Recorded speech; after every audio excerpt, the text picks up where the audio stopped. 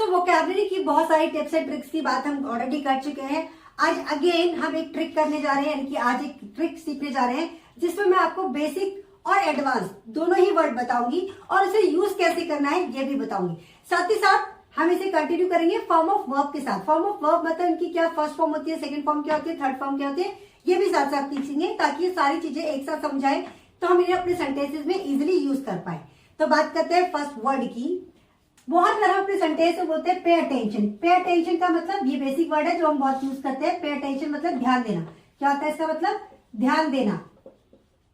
बहुत बार ये मग्न होने के सेंस में भी यूज किया जाता है। तो पे अटेंशन तो बहुत ही बेसिक वर्ड है, बहुत टाइम से यूज करते जा रहे हैं। अब इसकी जगह हम क्या एडवांस यूज कर सकते हैं, या क्या आप एंट्रेंस और एग्जाम में इसके अलावा क्या वर्ड देखते हैं? तो आप बहुत बार यूज करते हुए देखेंगे हीड, यानी कि पे अटेंशन की जगह आप यूज कर सकते हैं हीड। अब हीड का मतलब भी यही है, ध्यान देना, मग्न होना, किसी काम में खो जाना। ठीक है, तो इसको यूज कैसे करना है? यूज करने से पहले मैं आपको बता दूं कि इसकी सेकंड और थर्ड फॉर्म क्या होगी। तो इसकी सेकंड और थर्ड फॉर्म के लिए आपको लगाना है ईडी। सेकंड फॉर्म में भी आपको ईडी लगाना है और थर्ड फॉर्म में भी ईडी लगाना है, यानी कि ही डिड। अब एग्जाम्पल से इसे क्लियर करते हैं कि इसको यूज कैसे करना है। जैसे मैंने कहा, उसने मुझ पर ध्यान नहीं दिया या वो मुझ पर ध्यान देता है। किसी भी टेंस में आप इसे यूज कर सकते हैं। जैसे मैंने कहा वो मुझ पर ध्यान देता है तो ही हीड्स ऑन मी। उसने मुझ पर ध्यान नहीं दिया, he didn't heed on me. तो देखा, इस तरीके से मैंने दो एग्जांपल से आपको समझाया कि इसे यूज कैसे करना है। जैसे कि आपको मुझ पर ध्यान देना चाहिए, you should heed on me, यानी कि आपको मुझ पर ध्यान देना चाहिए, पूरा पूरा जो कंसेंट्रेशन होना चाहिए वो मेरे पर होना चाहिए। तो इस तरीके से हमने सीखा फर्स्ट वर्ड। बात करते हैं अपने नेक्स्ट वर्ड की। सो नेक्स्ट वर्ड में हम सीखने जा रहे हैं, बहुत बार हम इस तरीके से बोलते हैं ना, फाइट हो गई है, यानी कि फाइट मतलब बहुत ही बुरी अगर लड़ाई झगड़ा हो जाए किसी से, लड़ाई, इसे हिंदी में बोलते हैं लड़ाई या झगड़ा। और ये लड़ाई झगड़ा बहुत ही छोटा मोटा नहीं, बहुत ही बड़े स्केल पे हो जाए, यानी कि बहुत ही भयानक तरीके से हो जाए किसी से, यानी कि आप मारपीट हो जाए, इस सेंस में आप यूज कर सकते हैं कॉम्बैट। क्या यूज कर सकते हैं आप? कॉम्बैट। पहले मैं आपको क्लियर कर दूं, बहुत बार जब मैं बच्चों को बोलती हूँ कॉम्बैट तो कुछ बच्चे बोलते हैं कि मैम ये तो कॉम्बैट यूज होता है युद्ध के लिए। यस, पहले ये वर्ड यूज होता था युद्ध के लिए, पर अब ये यूज होता है जब भी आप लड़ाई करते हैं, किसी से मारपीट करते हैं, यानी कि आपकी जो फाइट होती है वो बहुत अगली फॉर्म ले ले, बहुत ही भयानक रूप ले ले, तो आप कॉम्बैट लगा सकते हैं। तो बात करते हैं आप इसकी सेकंड और थर्ड फॉर्म की। जब आपको इसकी सेकंड और थर्ड फॉर्म लगानी है तो आप लगाएंगे ईडी। क्या लगाएंगे आप? ईडी। कॉम्बैट, कॉम्बैटेड, कॉम्बैटेड। जैसे मैंने कहा उसने बहुत बुरी तरह लड़ाई करी तो ही कॉम्बैटेड। अब देखो, मुझे a lot, very much, too much, so much लगाने की जरूरत नहीं, क्योंकि कॉम्बैट का मतलब ही क्या है कि बहुत भयंकर लड़ाई करी। ठीक है, तो इस तरीके से ध्यान रखना है आपको, कॉम्बैट के साथ भी सो मच, टू मच लगाने की जरूरत नहीं है। तो आप ध्यान दें, मेरे हर एक वर्ड पर मैं क्या कर रही हूँ, मैं आपको basic word, advance word, second third form और जो कॉमन एरर होता है वो भी साथ साथ बता रही हूँ, और इसका सेंटेंस कैसे बनाना है इसमें ये भी साथ ही साथ बता रही हूँ। सो नेक्स्ट वर्ड की बात करते हैं। नेक्स्ट वर्ड होता है, बहुत बार आप सेंटेंस में यूज करते हैं, think to much, so much, deep thinking. Think का मतलब सोचना। क्या होता है? सोचना, या मैं ऐसे बोल सकती हूँ विचार करना, यानी कि बहुत ही डीपली सोचना, थिंक डीपली। ठीक है, जब थिंक डीपली की जगह आप क्या यूज कर सकते हैं? पॉन्डर। क्या यूज कर सकते हैं आप? PONDER, ponder. पॉन्डर की सेकंड और थर्ड फॉर्म होती है पॉन्डर्ड।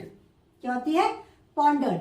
अब इसमें सेंटेंस, जैसे मैंने कहा तुम्हें इस बारे में बहुत गहराई से सोचना चाहिए, तो चाहिए according to grammar you should ponder about it. अब अगेन ध्यान दें, मैंने बोला था बहुत गहराई में सोचना चाहिए, पर मैंने यहाँ पे पॉन्डर के साथ a lot, so much, too much, very much नहीं लगाया। क्यों नहीं लगाया? क्योंकि पॉन्डर का मतलब ही क्या हुआ? पॉन्डर का मतलब हुआ डीपली सोचना, यानी कि बहुत गहराई से सोचना, बहुत ही मग्न होकर सोचना। तो ध्यान देना मेरे हर एक सेंटेंस में, मेरे हर एक वर्ड पे कि क्या क्या कॉमन एरर जो कि स्टूडेंट जनरली करते हैं, आपको उन्हें अवॉइड करना है। तो इस तरीके से हमने 3 वर्ड सीखे। The first one is pay attention, यानी कि हीड। हम क्या लगाएंगे? पे अटेंशन की जगह हीड। Next fight. फाइट की जगह क्या लगा सकते हैं हम? कॉम्बैट। और इसकी सेकंड और थर्ड फॉर्म कॉम्बैटेड। थिंक डीपली की जगह लगा सकते हैं हम पॉन्डर। पॉन्डर की सेकंड और थर्ड फॉर्म पॉन्डर। तो इस तरीके से आप इसका स्क्रीनशॉट ले लें, ताकि जब आप बाद में प्रैक्टिस करें तो आपको कोई भी डाउट हो तो आप इसे चेक करें और इजिली अपना डाउट क्लियर करें। ये वर्ड बहुत बार यूज होता है हेल्प। तो हेल्प ना यूज करके आप हेल्प की जगह क्या यूज कर सकते हैं? पहले तो मैं हिंदी में मतलब बता दूं इसका, मदद करना या सहायता करना।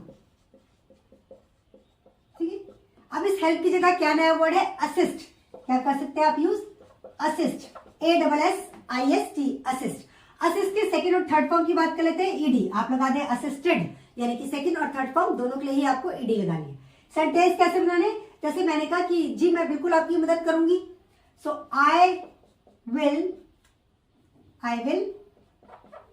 असिस्ट यू, या फिर I will certainly assist you, यानी कि बिल्कुल मैं आपकी मदद करूंगी। या मैंने कहा तुम्हें दूसरों की मदद करनी चाहिए, तो यू शुड असिस्ट अदर्स। ठीक है, तो इस तरीके से आप जो भी सेंटेंस बनाना है बना सकते हैं।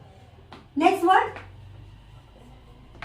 बहुत बार ऐसा होता है कि आप बोलते हैं बोर हो गया हूं मैं, क्या हो गया हूं, बोर।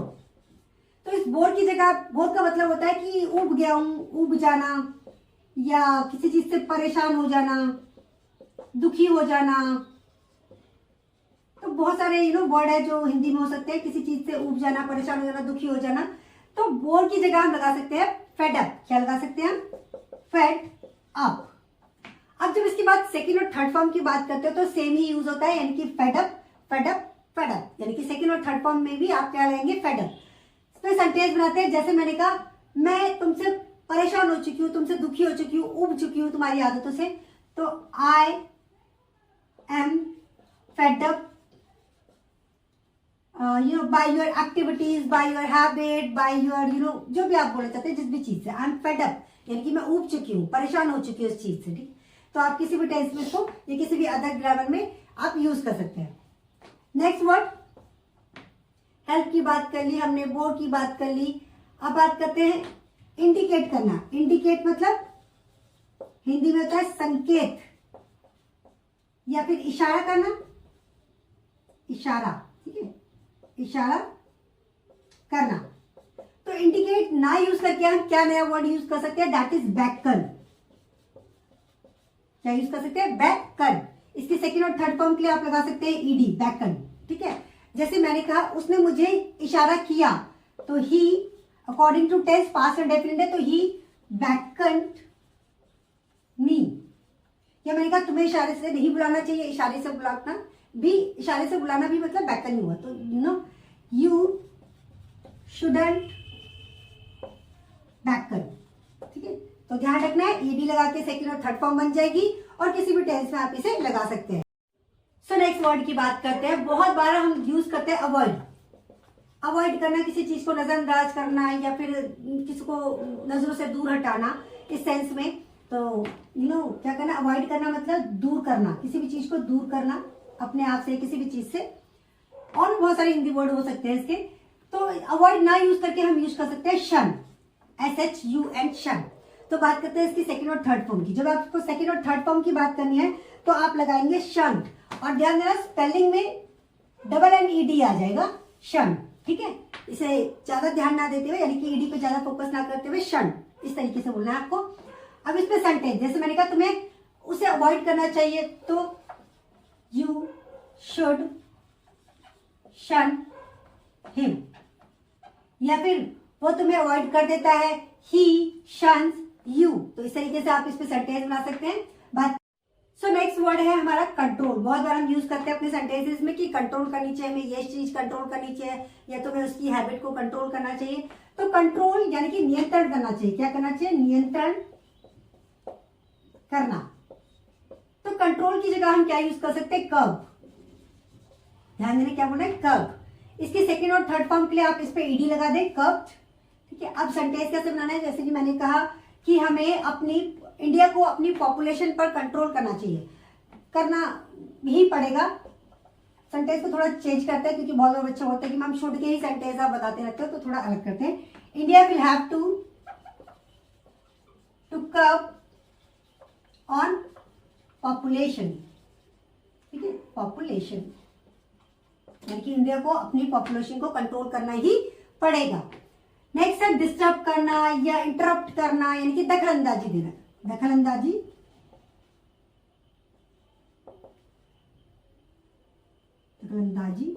करना, किसी के मामले में किसी को डिस्टर्ब करना, किसी को इंटरप्ट करना। तो डिस्टर्ब और इंटरप्ट ना यूज करके आप यूज कर सकते हैं पोक। क्या यूज कर सकते हैं आप, पोक। इसकी सेकंड और थर्ड फॉर्म के लिए आप इसमें डी लगा दें।